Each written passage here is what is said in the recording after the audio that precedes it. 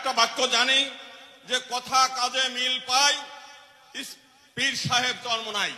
আজকে আমাদের মাঝে সেই ব্যক্তিটা আছেন। বাংলাদেশে 1947 সালে ভারত ভাগ হয়েছিল দ্বিজাতি তত্ত্বের ভিত্তিতে, এবং এই ভূখণ্ড পরিচালিত হওয়ার কথা ছিল ধর্মীয় ভাবে। অথচ বাংলাদেশ স্বাধীন হওয়ার পরেও এই দেশে সবচাইতে বেশি নির্যাতিত হয়েছে আলেম ওলামারা। এবং আমরা দেখেছি যে যতগুলো হিন্দুদের বাড়ি হামলা হয়েছে, লুটপাট হয়েছে, অগ্নিসংযোগ করেছে, সবই করেছে আওয়ামী লীগ। কিন্তু দায় পড়েছে, তারা কৌশলগতভাবে দায় দিয়েছে ইসলামী ইসের উপরে। আজকে আমরা চাই যে আজকে যে বৈষম্য বিরোধী যে আন্দোলন, সেই আন্দোলনের ফলে আজকে একটা মুক্ত বাংলাদেশ আমরা পেয়েছি।